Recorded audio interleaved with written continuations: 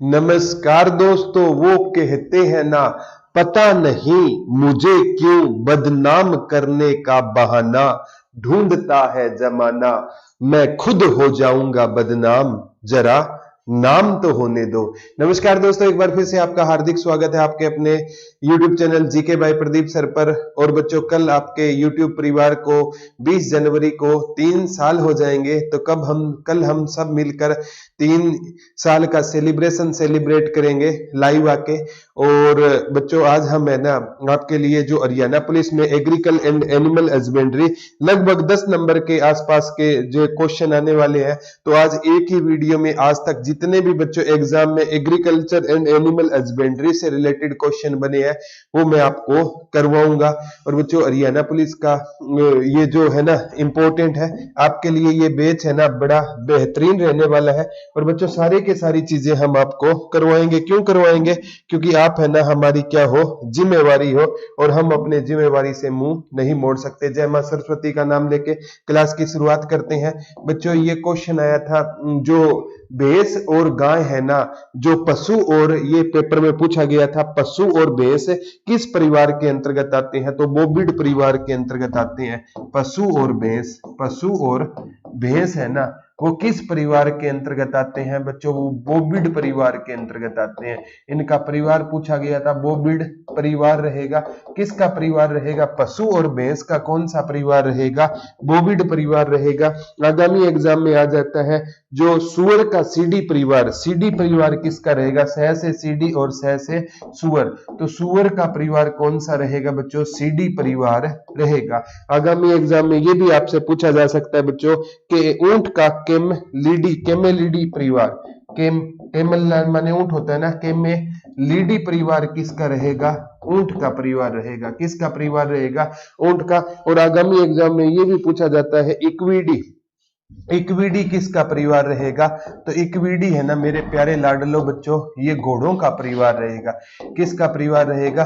घोड़ों का। पशु और भैंस का बोविड परिवार रहेगा। कौन सा परिवार रहेगा?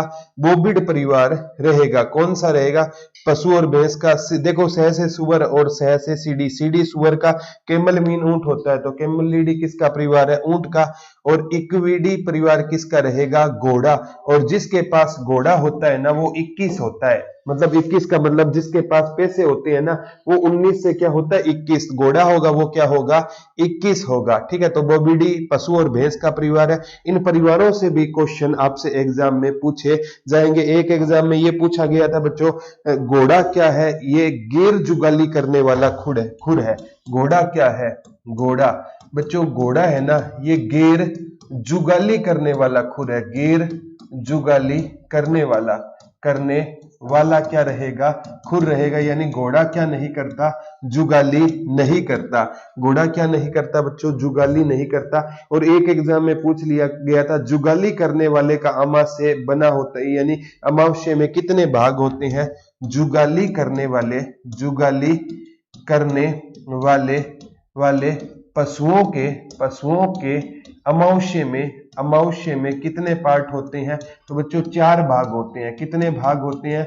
4 भाग होते हैं। गैर जुगाली में 1 होता है। जुगाली करने वाले में कितने पार्ट होते हैं? 4। आप देखोगे बच्चों, भैंस जुगाली करती है ना, भैंस है ना पहले क्या कर लेती है बच्चों? सारा का सारा भोजन खा लेती है, और उसके बाद में वो जुगाली करके ना उस भोजन को दोबारा लाकर उसको पाचन का क्या करती है? कार्य करती है। तो घोड़ा गैर जुगाली करने वाला रहेगा। और जो जुगाली करते हैं उनका अमावस्या कितने पार्ट होते हैं? 4 पार्ट होते हैं। एक बार आया था, गेहूं की बेकिंग गुणवत्ता खालिस्तान के कारण होती है तो ग्लूटेन के कारण होती है। गेहूं की बेकिंग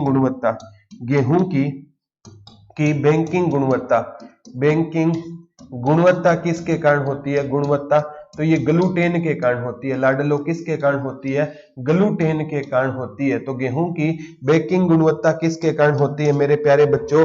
ग्लूटेन के कारण होती है। और बच्चों, कल तक है ना आपका परिवार आपको 3 लाख का करना है। आज लगभग 2,99,000 का है और आपका प्यार बना रहा तो रात को ही आज हम इसको अचीव कर लेंगे। एक बार पूछा गया था बच्चों साहीवाल किसकी प्रजाति है, तो बच्चों साहीवाल है ना वो किसकी प्रजाति है, गाय की प्रजाति है। और ये कहां पर पाई की जाती है, पाकिस्तान के मोंटू मांगरी में, पाकिस्तान में पाई जाती है। वैसे तो बच्चों साहीवाल है ना हरियाणा में, पूछे ये कहां पर पाई जाती है तो हरियाणा में साहीवाल गाय है ना कहां पर पाई जाती है, सिरसा में। अभी नई जनगणना के अनुसार गाय भी सिरसा में पाई जाती है और ऊंट भी कहां पर पाया जाता है, सिरसा में। और ऊंट प्रजनन के अंदर भी लाडलो कहां पर हो जाएगा, सिरसा में हो जाएगा। एक बार पूछा गया था बच्चों बूस्ट, बॉर्नवीटा और हॉर्लिक्स आदि पेय पदार्थों में अनुरूपकों के रूप में किस स्टार्च का प्रयोग किया जाता है, तो बूस्ट बॉर्नवीटा में ना जई का बूस्ट हो गया, बूस्ट हो गया, बॉर्नवीटा हो गया, बॉर्नवीटा हो गया, इसमें किसका प्रयोग होता है, जई का। वैसे तो बच्चों इसमें गेहूं का भी प्रयोग होता है लेकिन ज्यादा है ना इनमें किसका प्रयोग होता है, जई का प्रयोग होता है। जैसे आपने बच्चों जो या जई का क्या होता है प्रयोग होता है, तो जैसे बियर वगैरह शाम को फीलिंग वाली लेने वाली चीजें भी सुनी होगी, उनमें भी किसका प्रयोग होता है, जो का क्या होता है प्रयोग होता है। तो ये चीजें होती है। आगे एक बार पूछा गया था बच्चों राजमा की कौन सी किस्म बैक्टीरियल ब्लाइट रोग, बैक्टीरियल ब्लाइट,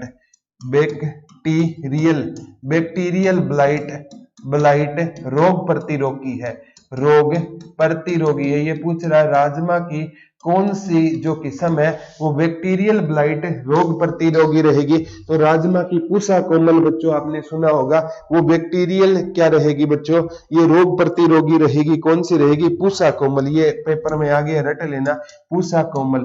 आज तक जितने भी एग्जाम में एग्रीकल्चर एंड एनिमल हस्बेंड्री से रिलेटेड क्वेश्चन है वो सारे करवाऊंगा बच्चों। पूसा कोमल है ना ये बैक्टीरियल ब्लाइट रोग प्रतिरोगी रहेगी। एक बार पूछा गया था बच्चों सबसे इंपॉर्टेंट, आगामी भी एग्जाम में आ सकता है कि रानी खेत है ना ये कौन सा रोग है, ये विषाणु रोग है। कौन सा रोग है, रानी खेत। कौन सा खेत बच्चों, रानी खेत। कौन सा रोग रहेगा, ये विषाणु रोग रहेगा। कौन सा रोग रहेगा मेरे लाडलो, विषाणु रोग रहेगा। और ये ज्यादातर किस में होता है बच्चों, मुर्गियों में होता है। किस में होता है, इसमें मुर्गियां मरने लगती है। तो रानी खेत कौन सा रोग रहेगा, विषाणु रोग रहेगा, वायरल विषाणु रोग रहेगा। एग्जाम में जितने भी क्वेश्चन आए हैं ना मैं एक शॉर्ट लिस्टेड करके लाया हूं, आगामी एग्जाम में भी आपसे पूछे जा सकते हैं। एक बार गाय का जीवन काल पूछ लिया था 20 से 25 वर्ष। गाय का जीवन काल, गाय का औसत जीवन काल कितना होता है, तो बच्चों 20 से लेकर 25 वर्ष गाय का औसत जीवन काल होता है। एक वीडियो में बच्चों सभी पशुओं के मैं जीवन काल भी बता दूंगा और उनका गर्भ काल भी बता दूंगा। और बच्चों गाय का गर्भ काल है ना 280 दिन, गाय का गर्भ काल भी पूछा गया है। गाय का गर्भ काल यानी कितना होता है, तो 280 दिन होता है। भैंस का गर्भ काल पूछे ना, भैंस का गर्भ काल कितना होता है, ये भी आ गया। भैंस का जो गर्भ काल होता है मेरे लाडलो 310 दिन होता है। कितने दिन होता है, 310, लगभग 10 महीने होता है। और गाय का लगभग 9 महीने होता है। तो भैंस का गर्भ काल 310 और गाय का गर्भ काल कितना होता है, तो गाय का गर्भ काल 280 दिन होता है। ये दोनों क्वेश्चन पूछे गए हैं। एक बार आया था पंथ सम्राट किसकी प्रजाति है, पंथ सम्राट। कौन सा सम्राट बच्चों, पंथ सम्राट किसकी प्रजाति है, तो ये बैंगन की प्रजाति रहेगी। किसकी प्रजाति रहेगी लाडलो, बैंगन की प्रजाति रहेगी। किसकी प्रजाति रहेगी बच्चों, बैंगन की प्रजाति रहेगी। कोई कहता है मैं सम्राट बनूंगा, मैं राजा बनूंगा, वो कहता है बैंगन राजा बनेगा। क्वालिटी तो तेरे में है ही नहीं, तो पंथ सम्राट किसकी प्रजाति रहेगी मेरे लाडलो, बैंगन की प्रजाति रहेगी। ये क्वेश्चन है ना बच्चों साथ साथ नोट कर लेना, एचएसएससी की फितरत है, रिपीट करती है। तो पंथ सम्राट किसकी प्रजाति रहेगी, बैंगन की प्रजाति रहेगी। एक बार पूछा गया था डबल टोंट दूध में फैट की पीएफ मात्रा कितनी होती है। पहले तो आपको डबल टोंट दूध क्या होता है, डबल टोंट दूध, डबल टोंट दूध। डबल टोंट दूध कौन सा होता है बच्चों, जिसमें ना फैट 2 बार निकाल लिया गया हो, जिससे फैट कितनी बार निकाल लिया गया हो, 2 बार। तो इसमें जो वसा की मात्रा कितने % रहती है, 1.5% रहती है। ये पूछा गया था वसा कितने प्रतिशत फैट रहेगी, तो जिसमें 2 बार बच्चों जिसका फैट निकाल गया तो उसमें फैट की मात्रा, दूध में से 2 बार फैट निकाल गया तो लगभग कितना % फैट बाकी रहता है, 1.5%। ये भी बच्चों एग्जाम में पूछा गया क्वेश्चन क्वेश्चन था। एक बार आया था बच्चों, धान का खेरा रोग किसकी कमी के कारण होता है? धान का खेरा रोग, धान का खेरा रोग किसकी कमी के कारण होता है? ये जस्ता की कमी के कारण, जस्ता की कमी या जिंक की कमी के कारण धान में खेरा रोग होता है। और ये भी पूछ लेगा बच्चों, धान हरियाणा में सबसे, भारत में जो पश्चिम बंगाल साइड धान हरियाणा में कहां पर ज्यादा होता है? तो धान मेरे लाडलो हरियाणा में कहां पर ज्यादा होता है? तो धान हरियाणा में ना सबसे ज्यादा पूछा जाता है, हरियाणा में धान कहां पर होता है? करनाल में होता है। एक ट्रिक बता देता हूं बच्चों, धान की एक पट्टी बता देता हूं, कैथल, करनाल और कुरुक्षेत्र में क्या ज्यादा होता है? धान ज्यादा होता है। ये एग्जाम पॉइंट ऑफ व्यू से बहुत ज्यादा बार ये क्वेश्चन बना था। ये धान सबसे ज्यादा कहां पर होता है? कैथल, करनाल, कुरुक्षेत्र में। तो एक बार ना करनाल का बासमती चावल पूछा गया था, पट्टी बता देता हूं धान की, कैथल, करनाल और कुरुक्षेत्र। और सबसे ज्यादा चावल पूछे ना कहां पर होता है? करनाल में होता है। धान की किस्में सबसे ज्यादा कहां पर होती है? कैथल में धान की किस्में सबसे ज्यादा होती है। और धान की ना आपसे पूछा जाए ना बच्चों, धान कहाँ का बासमती चावल पूरे भारत में प्रसिद्ध रहेगा? तो करनाल का बासमती चावल पूरे भारत में क्या रहे, भारत के साथ पूरे विश्व में प्रसिद्ध रहेगा करनाल का बासमती चावल। तो कैथल, करनाल और कुरुक्षेत्र में, कैथल, करनाल और कुरुक्षेत्र में क्या होता है? चावल ज्यादा होता है। और चावल में खेरा रोग, जस्ता या जिंक की कमी के कारण चावल में कौन सा रोग होता है? खेरा रोग होता है। ये भी एग्जाम में पूछा गया था। एक बार ये पूछा गया था बच्चों, अधिकांश प्रजनन कार्यक्रम का मुख्य लक्ष्य निम्नलिखित में किस विशेषताओं की किस्म विकसित करना है? तो बच्चों प्रजनन कार्यक्रम होता है ना, प्रजनन कार्यक्रम का उद्देश्य क्या होता है? प्रजनन कार्यक्रम यानी अधिकांश प्रजनन कार्यक्रमों का उद्देश्य क्या होता है बच्चों? तो इसका उच्च गुणवत्ता, उच्च उपज योग्यता पैदा करना, उच्च उपज योग्यता पैदा करना, उच्च उपज योग्यता पैदा करना। प्रजनन कार्यक्रम होते हैं ना, ये किसके लिए चलाए जाते हैं बच्चों? ये भी कोई भी वैरायटी है ना, उसको ना बच्चों ज्यादा से ज्यादा उपज लेने के लिए जो कार्यक्रम चलाए जाते हैं, प्रजनन कार्यक्रमों का उद्देश्य क्या रहता है? तो उच्च उपज योग्यता इसका रहता है। ठीक है। एक बार पूछा गया था सबसे इंपॉर्टेंट, एक बार एग्जाम में पूछा गया था सबसे ज्यादा पेपर में, आगामी एग्जाम में भी ये क्वेश्चन आ सकता है। ये आया था, मोजरेला पनीर किससे होता है? तो मोजरेला पनीर है ना, वो भैंस के दूध से होता है। मोजरेला पनीर, मोजरेला पनीर है ना बच्चों, वो भैंस के दूध से बनता है। मोजरेला पनीर है ना, वो किसके दूध से बनता है? तो जो मोजरेला पनीर है ना, वो भैंस के दूध से बनता है। ये इटली की एक किस्म थी। तो मोजरेला पनीर आपको ज्यादा नहीं जाना है, भैंस। और भैंस हरियाणा में ना वर्तमान में कहां पर ज्यादा पाई जाती है? हिसार में भैंस ज्यादा पाई जाती है। पशुधन भी पूछे ना, 2019 की जनगणना के अनुसार पशुधन सबसे ज्यादा हिसार में है, ज्यादा पशुधन हिसार में है। और कम पशुधन पूछे ना कहां पर रहेगा? पंचकुला में पशुधन क्या रहेगा मेरे लाडलो? कम रहेगा। ये याद रख लेना, पिछली जो जनगणना थी ना, उसमें पशुधन भिवानी में ज्यादा था, पंचकुला में क्या था? कम था। एक बार पूछा गया था, मूरा किसकी प्रजाति रहेगी? तो मूरा है ना, ये किसकी प्रजाति रहेगी? मूरा भैंस की प्रजाति रहेगी। मूरा किसकी प्रजाति है? और भैंस मतलब है ना, मिल्क सिटी किसे कहा जाता है? तो मिल्क सिटी है ना, ये जींद को कहा जाता है। और बच्चों मूरा भैंस को हरियाणा में क्या कहा जाता है? काला सोना कहा जाता है। अगर आपसे पूछे पुर्तगाली लोग काला सोना किसे कहते थे? तो पुर्तगाली लोग काला सोना मेरे लाडलो काली मिर्च को कहा करते थे। और आपसे पूछे ना, पुर्तगाली लोग काला सोना काली मिर्च को कहते थे। और मतलब इकोनॉमिक्स है ना, वो काला सोना है ना, काला सोना इकोनॉमिक्स कोयले को मानती है। और जो एनसीईआरटी है ना, एनसीईआरटी है ना, ये काला सोना किसको मानती है? तो एनसीईआरटी काला सोना पेट्रोलियम को मानती है। किसको मानती है? पेट्रोलियम को एनसीईआरटी क्या मानती है मेरे लाडलो? काला सोना मानती है। ये भी पेपर में एक बार पूछा गया था। आगामी एग्जाम में बच्चों ये क्वेश्चन आपसे देखने को पक्का मिलेगा। एक बार ये पेपर में पूछा गया था बच्चों, आगामी एग्जाम में भी आ सकता है कि मधुमक्खी पालन को क्या कहा जाता है? तो मधुमक्खी पालन को एपीकल्चर कहा जाता है। कौन सा पालन रहेगा? मधुमक्खी पालन को कौन सा कल्चर कहा जाता है? एपी कल्चर कहा जाता है। कौन सा कल्चर कहा जाता है? आ चुका है एपी कल्चर। याद ना रहे मेरे लाडलो, मधुमक्खी के काटते ही मुंह कैसा हो जाता है? एप्पल जैसा हो जाता है। मधुमक्खी के काटते ही मुंह कैसा हो जाएगा? गोलू मोलू हो जाएगा, एप्पल जैसा हो जाएगा। एपी कल्चर एक बार आया था बच्चों। केंचुआ पालन किसको कहा जाता है? केंचुआ पालन। तो बर्मी कल्चर को केंचुआ पालन कहा जाता है। बर्मी कल्चर। कौन सा कल्चर? बर्मी कल्चर। यानी याद ना रहे, वर्मा जी को क्या पालने का शौक था?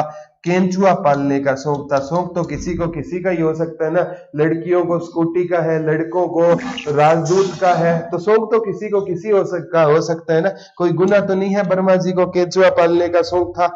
शौक अगर याद करोगे तो वर्मा जी वाला 1 नंबर पक्का हो जाएगा। दिक्कत कहाँ आ रही है? दिक्कत कहीं नहीं आ रही है। ठीक है, एक बार आया था बच्चों गेहूं की प्रजाति, ये तीनों है सोनालिका, सुजाता, कंचन। ये सोनालिका, सुजाता और कंचन। सोनालिका, सुजाता और कंचन। कंचन किसकी प्रजाति रहेगी? गेहूं।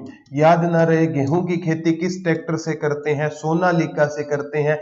और गेहूं ज्यादा हो गई तो कंचन ही हमारे घर में हीरे आ जाएंगे, और सुजाता मैडम क्या हो जाएगी? खुश हो जाएगी। तो गेहूं। और क्रांति पूछे ना, ये किसकी किस्म रहेगी? ये सरसों की किस्म रहेगी। किसकी किस्म रहेगी मेरे लाडलो? सरसों की। कौन सी किस्म रहेगी? क्रांति। ये पूछा गया था एक बार, ये एक पेपर में पूछा गया था। जाफराबादी भैंस है ना, वो कहां पर ज्यादा पाई जाती है? जाफराबादी भैंस। तो जाफराबादी भैंस है ना मेरे लाडलो, ये कहां पर ज्यादा पाई जाती है? तो जाफराबादी भैंस है ना, ये गुजरात में ज्यादा पाई जाती है। गुजरात में जाफराबाद शहर है, वहां पर ज्यादा पाई जाती है। हरियाणा में कौन सी भैंस? मुरा भैंस है ना, इसके चर्चे ज्यादा है। एक बार ये पूछा गया था बच्चों सबसे, वह शाखा जो कृषि और पशुधन, प्रजनन और पोषण से संबंधित है, कौन सी शाखा है? पशुपालन है। पशुपालन, जिसे animal agriculture and animal husbandry बोला जाता है। पशुपालन यह कृषि की वह शाखा है जो किससे संबंधित है? पशुधन और उनके पालन पोषण से संबंधित है। तो वो कौन सी शाखा है? पशुपालन रहेगी। और भारत में पूछा जाए कौन सी कृषि की जाती है? मिश्रित। और मिश्रित कृषि में ना बच्चों, कृषि के साथ क्या किया जाता है? पशुपालन किया जाता है। और कृषि किस भाषा का शब्द है? लैटिन भाषा के 2 शब्दों से मिला है, एग्री प्लस कल्चर। एग्री का अर्थ होता है मिट्टी, और कल्चर का अर्थ होता है जुताई करने का या खेती करने का तरीका। ये भी एग्जाम में आपसे, पूरे विश्व के 51% लोग जनता कृषि पर निर्भर करती है। भारत की 2/3 जनता, लगभग 70% प्लस जनता आज भी कृषि पर निर्भर है। ये एग्जाम में बच्चों क्वेश्चन आ चुके हैं। एक बार ये क्वेश्चन पूछा गया था बच्चों, सबसे इंपॉर्टेंट आगामी, कृषि की वह शाखा जो दूध और उत्पादों के लिए संबंधित है। तो दुग्ध उत्पादन, जो दूध से संबंधित है वो कौन सी शाखा है? दुग्ध उत्पादन शाखा रहेगी। और एक बार पूछा गया था बच्चों, दूध से संबंधित कौन सी क्रांति आई थी? तो दूध से संबंधित श्वेत क्रांति आई थी। और श्वेत क्रांति का जनक कौन था? वर्गीज कुरियन को किसका जनक कहा जाता है? श्वेत क्रांति का जनक कहा जाता है। और हरित क्रांति का MS स्वामीनाथन और नॉर्मन बोरलॉग को विश्व स्तर पर और भारत स्तर पर MS स्वामीनाथन को हरित क्रांति का क्या कहा जाता है? जनक कहा जाता है। एक बार आया था, पशु प्लेग का कारण क्या रहेगा? विषाणु रहेगा। पशु प्लेग का कारण क्या रहेगा? पशु प्लेग का मुख्य कारण क्या रहेगा मेरे लाडलो? विषाणु रहेगा। और ये पशु प्लेग वो है जिसमें चंद ही दिनों में ना पशु की क्या हो जाती है? मृत्यु। रानीखेत भी क्या था? विषाणु था, वो मुर्गियों में ज्यादा आता था। ये भी पेपर में पूछा गया था। एक है, दूध के उत्प्रेक्षण के लिए कौन सा हार्मोन उत्तरदायी है? तो ऑक्सीटोसिन। दूध के लिए ऑक्सीटोसिन ये किसके लिए उत्तरदायी रहेगा बच्चों? दूध के लिए उत्तरदायी रहेगा। दूध के स्त्रावण के लिए कौन सा हार्मोन? ऑक्सीटोसिन हार्मोन रहेगा। ये एग्जाम में पूछा गया था। एक बार पूछा गया था, गाय के दूध का पीला रंग किसके कारण होता है? तो गाय के दूध का पीला रंग केरोटिन के कारण होता है। किसके कारण होता है? केरोटिन के कारण होता है। ठीक है, यहाँ पर हमारे साइंस गुरु ये पंकज सर बैठे हैं, बोला मेरा सब्जेक्ट क्यों पढ़ा रहे हो? बच्चों की हेल्प करने के लिए कभी कभी जो सब्जेक्ट नहीं है ना उसको भी पढ़ाना पड़ जाता है। ठीक है, तो गाय के दूध का पीला रंग किसके कारण होता है? कैरोटीन के कारण होता है। और दूध के स्त्रावण के लिए कौन सा रहेगा? ऑक्सीटोसिन रहेगा। पशु प्लेग का कारण क्या रहेगा? विषाणु रहेगा। रानीखेत भी बताया था, बीमारी मुर्गियों में आती है, विषाणु जनित रोग है। एक बार पूछा गया था बच्चों, सुनहरा रेशा किसको कहा जाता है? पटसन को कहा जाता है। कौन सा रेशा? सुनहरा रेशा किसको कहा जाता है? आ गया है, सुनहरा रेशा किसको कहा जाता है? लाडलो पटसन को कहा जाता है। और पटसन है ना पश्चिम बंगाल में क्या होती है मेरे लाडलो? ज्यादा होती है। ये भी पूछा गया था कि पटसन कहां पर ज्यादा होती है? पश्चिम बंगाल में क्या होती है? पटसन ज्यादा होती है। ये सारे के सारे वो क्वेश्चन है बच्चों जो आगामी एग्जाम में भी आपसे पूछे जाएंगे। मेरा उद्देश्य यही है कि कभी भी क्वेश्चन आए तो मेरे प्यारे बच्चों का वो गलत नहीं होना चाहिए। अब कुछ जैसे है ना बच्चों आपसे पूछ लेगा, फ्लोरिकल्चर का संबंध किससे रहेगा? फ्लोरिकल्चर, तो फ्लोरिकल्चर है ना बच्चों, ये जैसे आपका फूलों के उत्पादन से संबंधित, फ्लोरी माने फूल होता है, फूलों के उत्पादन से संबंधित कौन सा कल्चर है? फ्लोरिकल्चर है। एक होता है ओलेरी कल्चर। कौन सा कल्चर लाडलो? ओलेरी कल्चर। ओलेरी कल्चर का संबंध किससे रहेगा? तो ये बच्चों सब्जी विज्ञान से रहेगा। किससे रहेगा? सब्जी विज्ञान से रहेगा। एक आपसे पूछ लिया जाता है बच्चों एपी कल्चर। एपी कल्चर आज ही पढ़ा है, मधुमक्खी पालन, मधुमक्खी पालन से रिलेटेड एपी कल्चर रहेगा। ठीक है, बर्मी कल्चर आप आज ही पढ़ा है, बर्मी कल्चर केंचुआ पालन। कौन सा पालन? केंचुआ पालन रहेगा। एक होता है बच्चों पीसी कल्चर। कौन सा culture? PC culture. PC culture होता है मत्स्य पालन। कौन सा पालन? मत्स्य पालन को कौन सा कल्चर बोला जाता है? पीसी कल्चर बोला जाता है। किस पालन को? मत्स्य पालन को कौन सा कल्चर बोला जाता है? पीसी कल्चर बोला जाता है। इन कल्चरों से रिलेटेड भी ना एग्जाम में बच्चों क्वेश्चन आपसे बनेंगे, याद कर लेना। हरित क्रांति का जनक भारत में एमएस स्वामीनाथन को कहा जाता है। और विश्व स्तर पर किसको कहा जाता है? नॉर्मन बोरलो को कहा जाता है। और हरित क्रांति भारत में कब आई थी? 1966-67 में आई थी। और ये है ना मतलब किसके उत्पादन को बढ़ावा देने के लिए आई थी? गेहूं और चावल के उत्पादन। गेहूं हमने मेक्सिको से मंगाया था, लेकिन इसने सबसे ज्यादा किसका उत्पादन बढ़ाया था? गेहूं। और रिकॉर्ड है ना 1 एकड़ में कितनी गेहूं नोट की गई थी? 2222, मतलब इतनी गेहूं 1 एकड़ में रिकॉर्ड नोट की गई थी। किसके? हरित क्रांति के दौरान नोट की गई थी। और बच्चों श्वेत क्रांति का जनक वर्गीज कुरियन को कहा जाता है। और जो आपकी नीली क्रांति, ये भी पूछा गया था, एग्रीकल्चर एनिमल नीली क्रांति है ना, वो भी बताओ, आप कमेंट करके बताना नीली क्रांति का संबंध किससे रहेगा। कुछ मैंने क्रांति भी, इंद्रधनुष क्रांति है ना, वो तो सभी पर लागू होगी, सभी प्रोडक्शन पर। इंद्रधनुष के 7 रंग होते हैं ना, तो इंद्रधनुष क्रांति तो सभी पर रहेगी। ठीक है, तो इंद्रधनुष क्रांति भी रियल में बताना किससे संबंधित है, और नीली क्रांति किससे संबंधित है। सदाबहार क्रांति की एक वीडियो में आपके लिए और ले आऊंगा। तो आज की ये वीडियो कैसी लगी? अगर अच्छी लगी तो चैनल को सब्सक्राइब करना ना भूले। आज के लिए इतना ही रहेगा, कल आपसे दोबारा रूबरू होंगे। तब तक के लिए धन्यवाद दोस्तों। जय हिंद, जय भारत, लव यू ऑल।